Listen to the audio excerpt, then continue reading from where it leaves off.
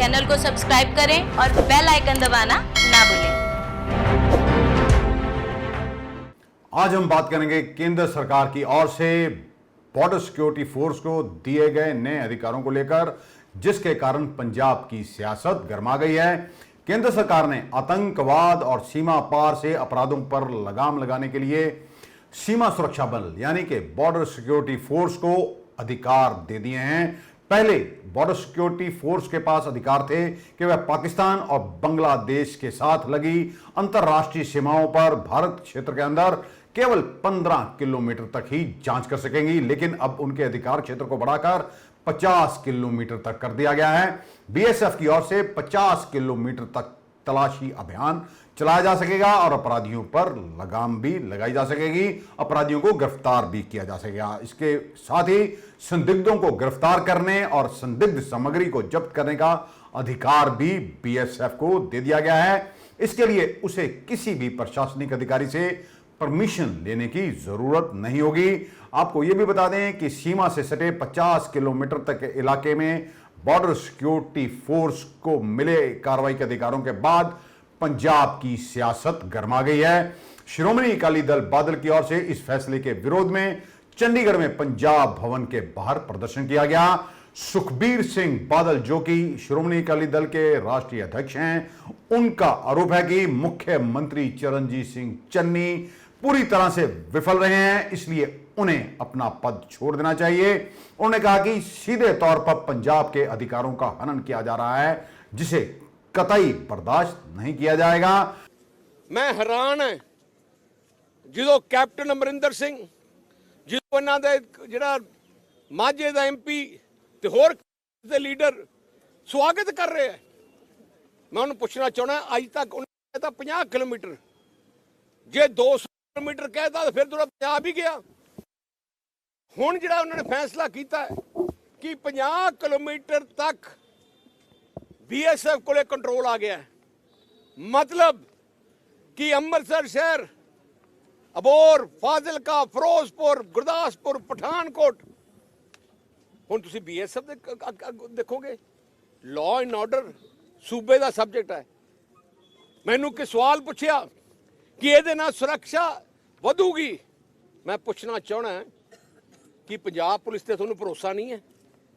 आ जिहड़ी पंजाब विच अमन शांति कायम की पंजाब पुलिस ने की, जो लड़ाई पंजाब पुलिस ने लड़ी, ते अज आपां शांति नाल बैठे हो, पंजाब पुलिस की मेहनत सी। पर इहदा मतलब नहीं कि तुसीं हुण सेंटर नूं अधिकार दे दिओ। ते मैनूं हैरानी है पंजाब दे मुख मंत्री दी, हर रोज नवें ना नवां ड्रामा करके वो चलदा है, पर जो पंजाब दा मुद्दा अगे चुप है। आ लड़ाई सेंटर के फैसले के खिलाफ मुख्यमंत्री चन्नी नूं लड़नी चाहिए है, क्योंकि रिप्रेजेंट पंजाब की कांग्रेस सरकार कर रही है। नहीं, कोई थले लगे 2 दिन पहले मिल के आए, सहमति दे गए। जिवें पहले कैप्टन अमरिंदर सिंह ने चारे सहमति दी सी, उवें हुण चन्नी साहब दे। तो चन्नी साहब तुसीं मुख्यमंत्री किस वास्ते हो? कल्ले सैर सपाटे वास्ते नहीं हो। आ तुहानूं कॉन्स्टिट्यूशन जिम्मेवारी दी गई है। हर हक की लड़ाई जो अपना दाका हो रहा अपने हकों से मुख्यमंत्री नूं लड़ना चाहिए है। साडा दा रोल बाद च आउंदा है, जिहड़ा रोल सब तो इंपॉर्टेंट है कांग्रेसी सरकार दा जिहड़ी चुप बैठी है। जिहड़ा लॉ एंड ऑर्डर मिनिस्टर है, इत्थों होम मिनिस्टर है, चुप बैठा है। मैनूं लगदा हुण होम मिनिस्टर की लोड़ ही नहीं, क्योंकि आप ही होम मिनिस्टर हुण BSF के थल्ले आ गया। ਉਹਦਾ अपना घर ते रहिंदा है, ਇਹਦਾ मतलब उत्थे कोई कुछ नहीं कर सकता। हुण ਉਹਦਾ अपना घर, ਉਹਦੀ अपनी हलका सारा हुण BSF ਦੇ थल्ले है। रंधावा साहब छड़ दिओ हुण होम मिनिस्ट्री, हुण तक लोड़ ही नहीं है। इस करके मैं अज सारे पंजाबियों नूं दसना चाहना, हौली हौली जो ट्रेंड चल रहा है, देश का फैडरल ढांचे नूं खत्म करन दा ट्रेंड चल रहा है। होना की है, अज 50, कल 100, पर 500 किलोमीटर, हौली हौली पूरा पंजाब देश ही तो लॉ एंड ऑर्डर पुलिसिंग स्टेटां दी खत्म हो जानी है ते सेंटर कोले चले जानी है। वहीं फैसले से आपको बता दें, मुख्यमंत्री चरणजीत सिंह चन्नी भी नाराज हैं। उन्होंने इस फैसले की आलोचना की और ट्वीट किया। मैं भारत सरकार के इस एक तरफा फैसले की कड़ी निंदा करता हूं। यह भारत के संघीय ढांचे पर हमले के समान है। मैं केंद्रीय गृह मंत्री अमित शाह से अनुरोध करता हूं कि वह इस अविवेकपूर्ण फैसले को वापस ले लें। आपको यह भी बता दें कि वर्ष 2012 में जब नरेंद्र मोदी गुजरात के मुख्यमंत्री थे, तब उन्होंने बीएसएफ एक्ट 1968 में प्रस्तावित संशोधन का विरोध करते हुए तत्कालीन प्रधानमंत्री डॉक्टर मनमोहन सिंह को पत्र लिखा था। पंजाब के उप मुख्यमंत्री सुखजिंदर सिंह रंधावा ने भी केंद्र सरकार के इस फैसले को दुर्भाग्यपूर्ण बताया। उन्होंने कहा कि प्रदेश के भीतर पुलिसिंग का काम करना सीमा सुरक्षा बलों का काम नहीं है, उनका काम सीमाओं की रक्षा करना है। ਬਾਰਡਰ ਤੋਂ ਲੈ ਕੇ ਜਿਹੜਾ ਬਟਾਲਾ ਹੈਗਾ ਸ਼ਹਿਰ, ਉਹ ਉੱਥੋਂ 27 ਕਿਲੋਮੀਟਰ ਪੜਦਾ, 27 ਕਿਲੋਮੀਟਰ ਅੱਗੇ ਲੈ ਲਓ ਬਾਬੇ ਬਕਾਲੇ ਤੱਕ। ਇਹ ਪੂਰਾ ਦਾ ਪੂਰਾ ਉਹਦੇ ਵਿੱਚ ਗੁਰਦਾਸਪੁਰ ਡਿਸਟ੍ਰਿਕਟ, ਗੁਰਦਾਸਪੁਰ ਸ਼ਹਿਰ, ਅੰਮ੍ਰਿਤਸਰ ਤੋਂ ਰਈਏ ਤੱਕ ਆ ਜਾਣਗੇ, ਇਹ ਫਿਰੋਜ਼ਪੁਰ ਦਾ ਮੁਕਤਸਰ ਤੱਕ ਪਹੁੰਚ ਜਾਣਗੇ। ਇਹ ਬੜੀ ਵੱਡੀ ਮੈਨੂੰ ਨਹੀਂ ਸਮਝ ਲੱਗੀ ਕਿ ਗਵਰਨਮੈਂਟ ਆਫ ਇੰਡੀਆ ਦੇ ਦਿਮਾਗ 'ਚ ਕੀ ਹੈ। ਇਹ ਸਿੱਧੀ ਲੋਕਾਂ ਦੇ ਜਿਹੜੀ ਇੰਟਰਫੀਰੈਂਸ ਹੈ, ਇੰਡੀਪੈਂਡੈਂਸ ਦੀ ਜਿਹੜੀ ਸਾਨੂੰ ਡੈਮੋਕ੍ਰੈਟਿਕ ਰਾਈਟਸ ਮਿਲੇ ਨੇ, ਉਹਨਾਂ ਦੇ ਉੱਤੇ ਇਹ ਕਰਕੇ ਬੜਾ ਵੱਡਾ ਇਹਨਾਂ ਨੇ ਛਾਪਾ ਮਾਰਿਆ। ਔਰ ਮੈਂ ਪ੍ਰਾਈਮ ਮਿਨਿਸਟਰ ਸਾਹਿਬ ਤੇ ਹੋਮ ਮਿਨਿਸਟਰ ਸਾਹਿਬ ਨੂੰ ਕਹੂੰਗਾ ਕਿ ਇਹਨਾਂ ਨੂੰ ਰੀਕਨਸੀਡਰ ਕਰਨ।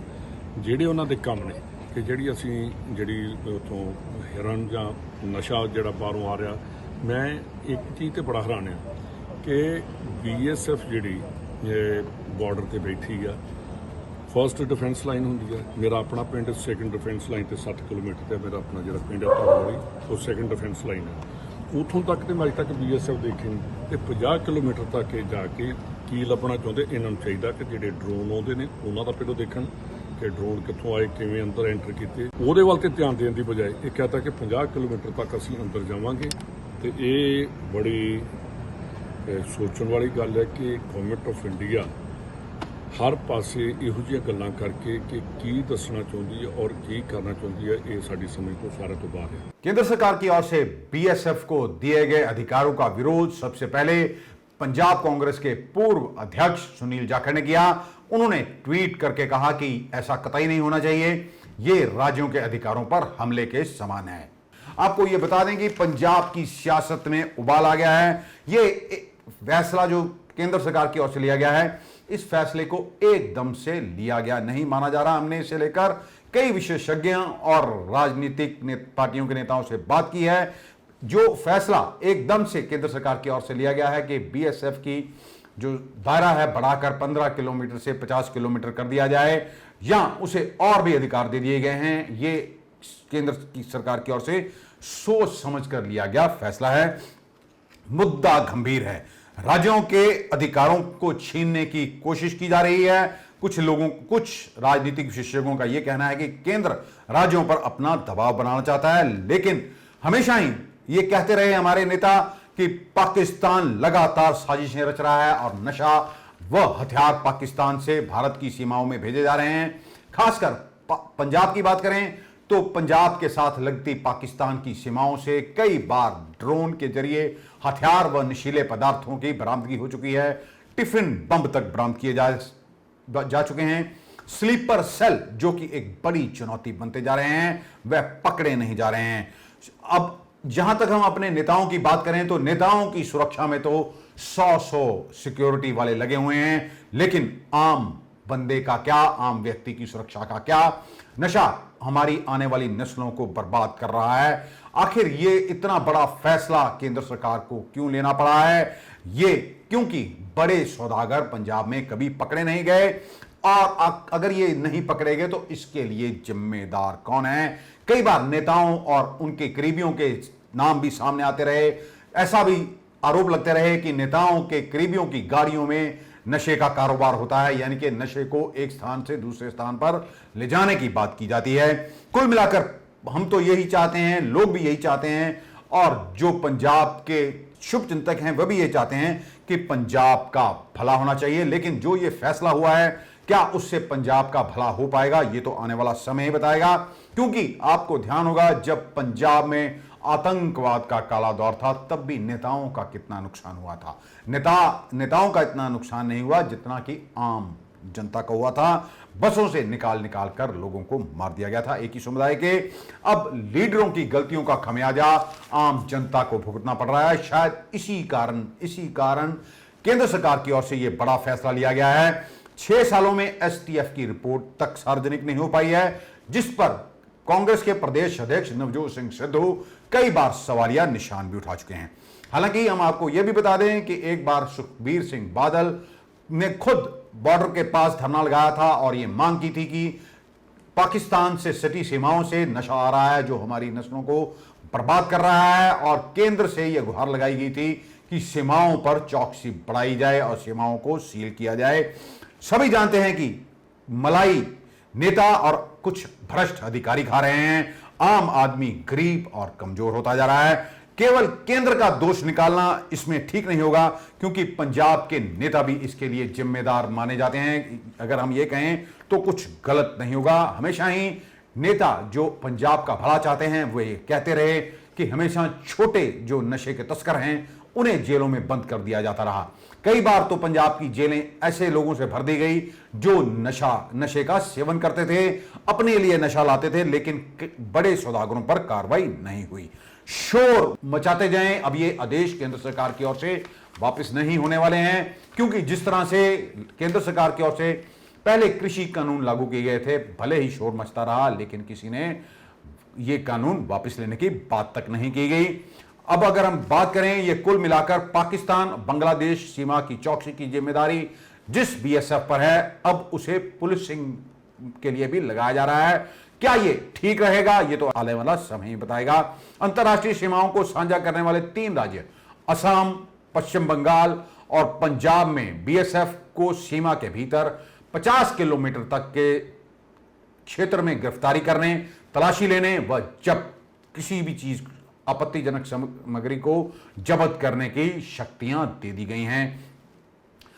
इसे लेकर कई अधिकारी जो पूर्व हैं या नेतागण हैं, उनसे हमने बात की है, वह अपना अपना तर्क निकाल रहे हैं। कईयों का तो यह भी कहना है कि बीएसएफ पर सियासत नहीं होनी चाहिए, कहीं ऐसा ना हो ये आदेश बीएसएफ की धार को कुंद कर दें, क्योंकि पुलिस की ट्रेनिंग बीएसएफ को नहीं है। पुलिसिंग की ड्यूटी के लिए फोर्स को अपना इंटेलिजेंस सिस्टम बनाना पड़ेगा। इसके लिए अतिरिक्त बजट, मैन पावर और तकनीकी साधन भी जुड़ाने पड़ेंगे। स्थानीय पुलिस के साथ टकराव भी बढ़ना जो तय है। इतना ही नहीं, ड्यूटी के दौरान भ्रष्टाचार के छींटे पड़ने का जोखिम उठाने के लिए भी बीएसएफ को तैयार रहना होगा।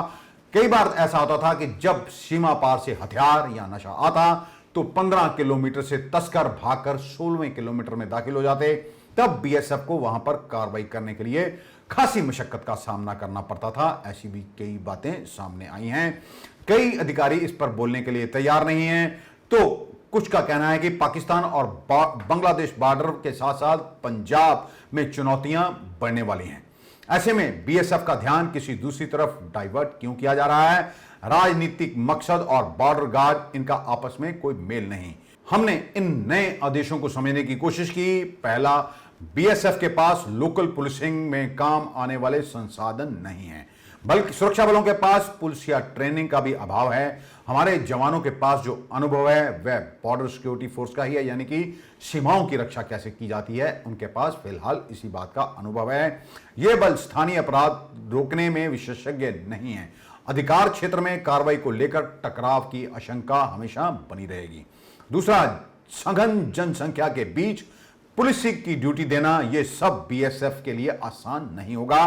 स्थानीय अपराधियों का नेटवर्क रहता है। ऐसी खबरें समय समय पर मिलती हैं जिसमें कथित तौर पर पुलिस और अपराधियों के साथ सांठगांठ होने की बातें भी सामने आती रही हैं।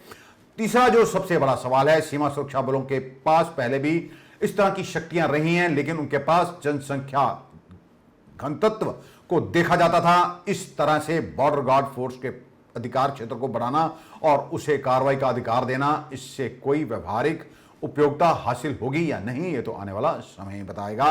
अगली सबसे जो बड़ी बात है, जिन क्षेत्रों में ये शक्तियां दी गई हैं वहां पर सशस्त्र बल यानी कि अधिनियम लागू नहीं है। ऐसी स्थिति में बीएसएफ को बिना किसी ट्रेनिंग के पुलिस का काम करना पड़ेगा। इसके परिणाम क्या होंगे, ये तो आने वाला समय ही बताएगा। बीएसएफ को इन शक्तियों को मिलने के बाद अपना इंटेलिजेंस सिस्टम भी बनाना पड़ेगा। इसके लिए अतिरिक्त बजट, मैन पावर और तकनीकी संसाधन भी जुटाने होंगे, जो कि आसान नहीं होगा।